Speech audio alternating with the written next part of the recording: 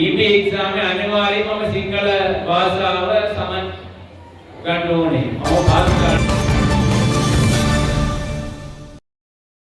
புத்த சாசன கலாச்சார அமைச்சின் கீழ் கல்முனை பிரதேச செயலகத்தினால் மருதமுனை கலாச்சார மத்திய நிலையத்தில் நடைபெற்று வந்த சிங்கள பேச்சு பயிற்சியினரையை பூர்த்தி செய்தவர்களுக்கான சான்றிதழ்கள் வழங்கி வைக்கும் நிகழ்வு இன்று மருதமுனை கலாச்சார மத்திய நிலையத்தின் பொறுப்பதிகாரி திருமதி ஜெனித்ரா தேவச்சந்திர தலைமையில் கலாச்சார மத்திய நிலையத்தில் நடைபெற்றது.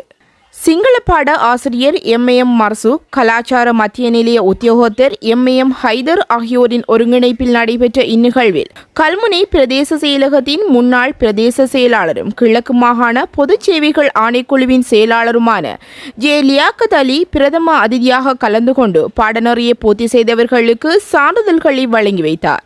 இங்கு கற்கை நிறைய பூர்த்தி செய்த மாணவர்களின் சிங்கள மொழி மூலமாக கலாச்சார நிகழ்வுகள் அரங்கேற்றப்பட்டதுடன் சிறுவர்களின் கலாச்சார நிகழ்ச்சிகளும் அரங்கேற்றப்பட்டன.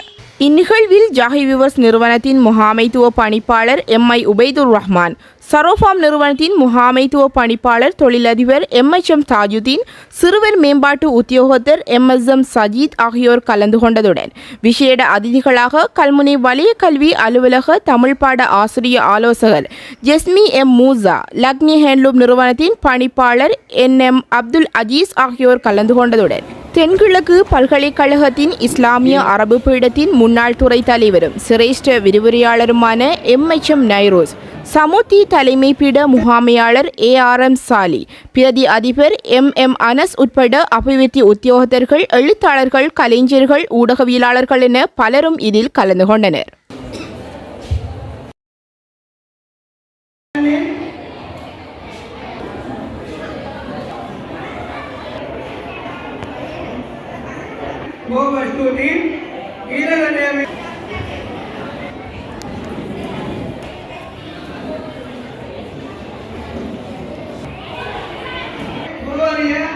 මම පාස් කරන්න ඕනේ. ඒක නිසා මම ආපහු ඉගෙන ගත්තා සිංහල භාෂාව. ඊට පස්සේ OL එක්සාම් එකේ මම ලිව්වා.